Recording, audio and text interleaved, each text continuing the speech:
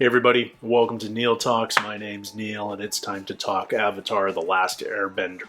We've had a couple of very episodic episodes recently on the show, so I don't know where the main plot's going. I feel like we're getting a few episodic stories out of the way so that we can get into the main plot that takes us to the season finale, which may involve Sozin's Comet, or maybe that's our 3-season arc culminating in the return of Sozin's Comet.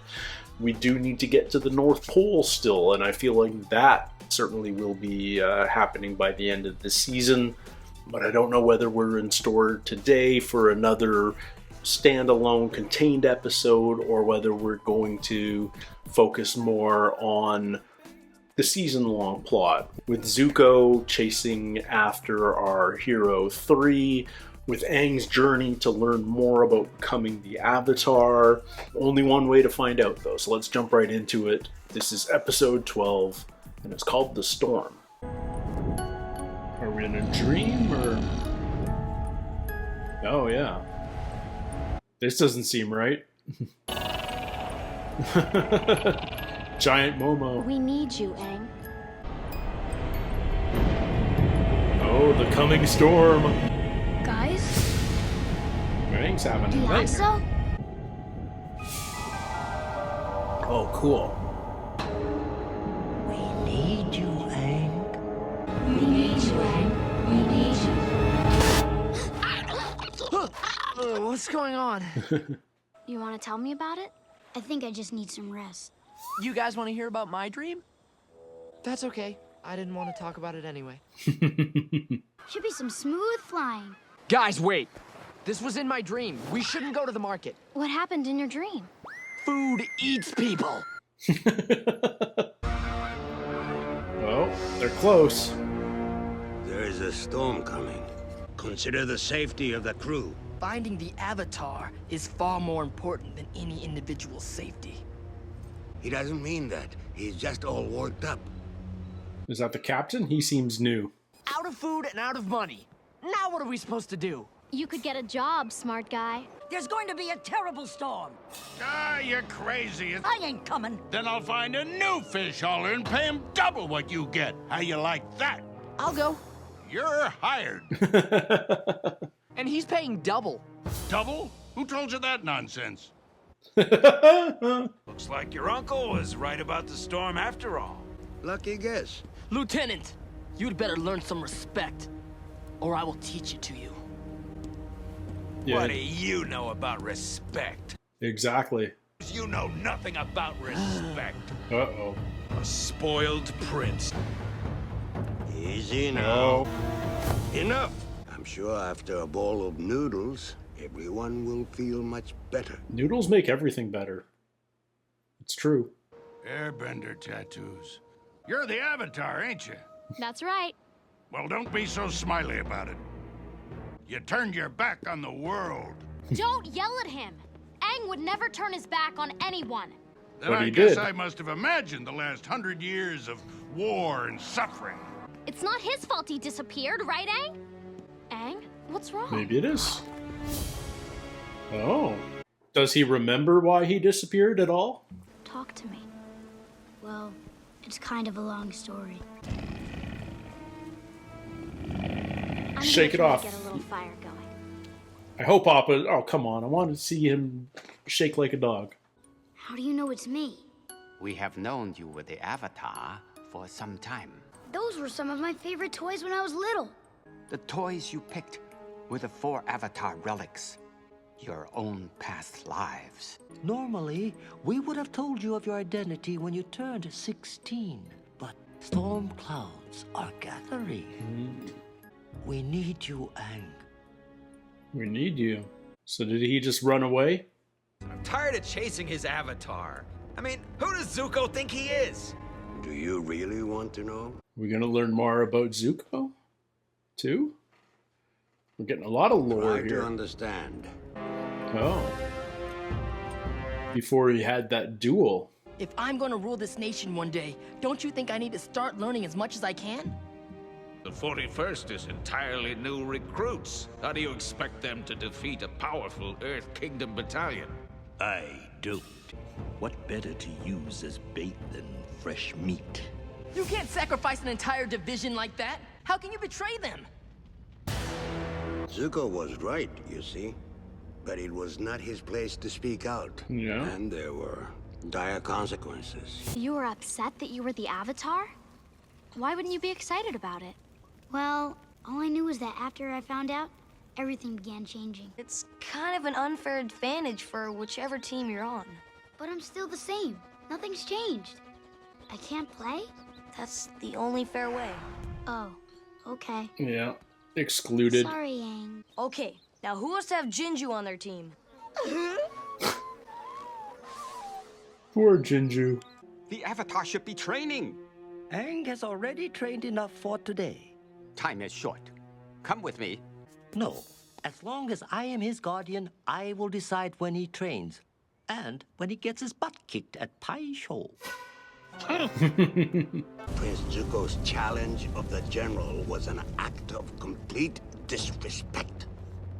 And there was only one way to resolve this. Was that Zhao? Kai. A fire duel. When he turned to face his opponent, he was surprised to see it was not the general. It was the Fire Lord whom he had disrespected. His father. Zuko would have to duel his own father. You cannot keep protecting him from his destiny. Gyatso, you are letting your affection for the boy cloud your judgment. All I want is what is best for him. But what we need is what's best for the world. The Avatar will be sent away to the Eastern Air Temple to complete his training. Oh. So he was being separated from Gyatso. Okay. So did he just run away? Yeah. I'm not going to let them take you away from me. Aang? I never saw Gyatso again.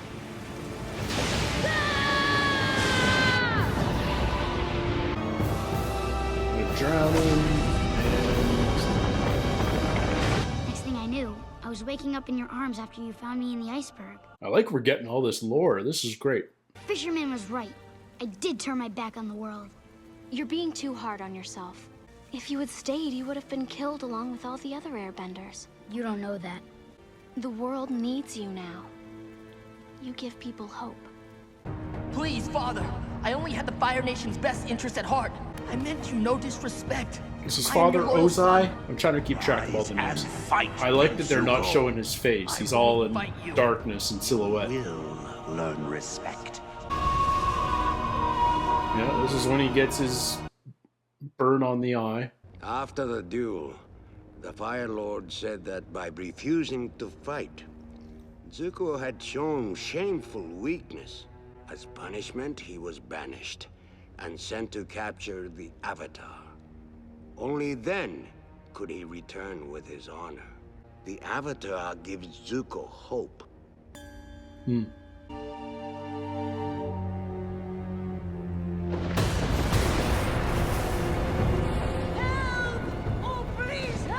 Who's that? What do you mean? Where'd she come Where's from? Sokka? They haven't returned.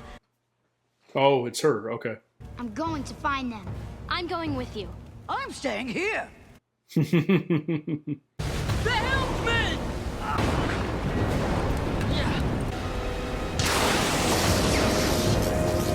Oh, you channel lightning. Well done, Iroh.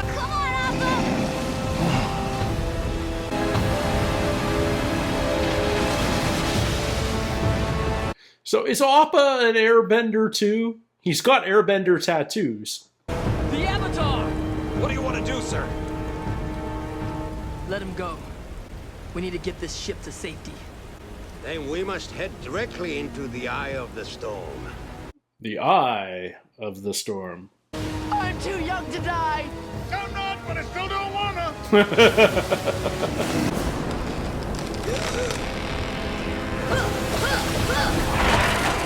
Oh, he just water bended. Little bit of blushing. Perfect storm. Yeah, we're flashing back. No? Oh.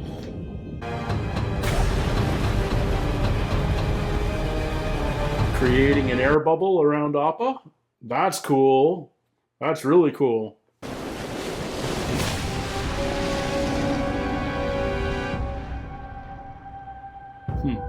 I can't make guesses about how things would have turned out if I hadn't run away.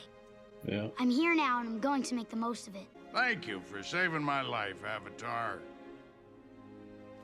Do you hear that? It stopped raining. I don't think the storm's over, though. There we go. Now we get the shake. All right. This definitely wasn't just another episodic episode. This was very much not so much a world-building episode as a character-building episode. Yeah, there was a little plot to this episode with the fishing boat and the actual storm, but so much more of this episode was essentially 2 campfire talks, and us learning so much more about both Aang and Zuko. And I think it's interesting. Well, first of all, I find it interesting the names of these characters. And this may be intentional, it may not, but I think it is intentional. Aang is A-A-N-G. It's about as close to one end of the alphabetical order as you can get, starting with a double A. And Zuko is about as far the other side of the alphabet as you can get. So these guys are supposed to be opposites, but the more we learn about them, the more we realize that they're not. They're not. You know, Aang, for all his gifts, is conflicted and not perfect. You know, he ran away from his responsibilities when he found out he was the Avatar. You know, partly because of how it changed the dynamics at the Southern Air Temple, where his friends kind of abandoned him and he was going to lose Monk Gyatso, and so he just ran away. Now, it's still unclear exactly which Avatar of the past sort of channeled him and froze him and Appa solid in the ice for 100 years. And why that happened, I mean, it might just be a matter of he was going to drown otherwise, so we have to save him by freezing him solid. But maybe we'll find out more about that as we go, because I do like that this show is revisiting these past events and giving us more information and filling in the blanks and making this a richer, longer, deeper story. But what I really appreciate is everything we learned about Prince Zuko in this episode. And yes, we'd already learned that, you know, his eye was burnt during a challenge. I haven't. You guys can tell me in the comments what the name of that challenge is again. But it wasn't clear that the challenge was against his father and that he refused to fight, and his father was so offended that he banished him. And that, well, we knew he was banished, but we didn't know why. And it was simply because he spoke up in a war council meeting against sacrificing an entire battalion of men as a decoy and not much else. Unfortunately, that is how men are used in battle sometimes. That's kind of the nature of war. It's why war sucks. But it certainly makes Zuko a more complex character. We learn his why his obsession with the Avatar is so obsessive, why it's so important to him. It's the only way that he can one day return to the Fire Nation. The banishment could be lifted. It tells us why he's got such drive. But Iroh is correct when he says it'll never go back to normal. If he does return, even if he does have the Airbender, then it's going to be very different. You know, it's not ambition. It's about just trying to reclaim his home.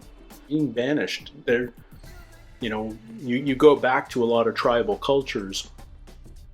The worst punishment a tribe could inflict upon one of its members wasn't necessarily death. It was banishment, a fate worse than death. I like what's happening with Zuko. He's becoming a much more sympathetic character. He's still the immediate antagonist to our hero 3, but we're understanding his motivation. He's not evil. He just has his own agenda. And yeah, I wouldn't be surprised if somehow or other, by the time this is all said and done, there's some sort of allegiance between the two, between Aang and Zuko. How exactly that comes about, I have no idea. But yeah, I almost feel like they could help each other somehow. But maybe that's a bridge too far. Maybe I'm anticipating too much. But I really do like that the characters are becoming more complex and more human, more relatable. They aren't cookie cutter. They aren't archetypes. There's nuance here that's a sign of quite mature writing, even though it's aimed for, it's still completely accessible to a younger audience. A more mature audience can take a great deal out of a show like this, and that's one of the things I really appreciate about good, quote, kids shows. Whether it's Pixar movies or animation like this, it can be appreciated on completely different levels. Kids can just watch it for being the fun show that it is. But if you're an adult watching, there are subtle jokes and subtler story beats that make it that you can appreciate even as a more mature consumer of story. Yeah, I'm really digging it.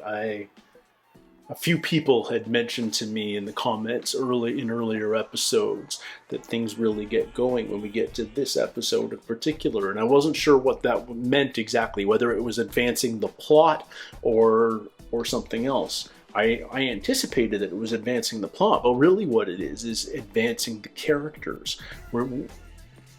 We took a major step forward here in understanding Aang, why and how he ended up where he did, where Katara and Sokka eventually found him, understanding Zuko, really humanizing him as the antagonist. I'm not going to even call him the villain anymore.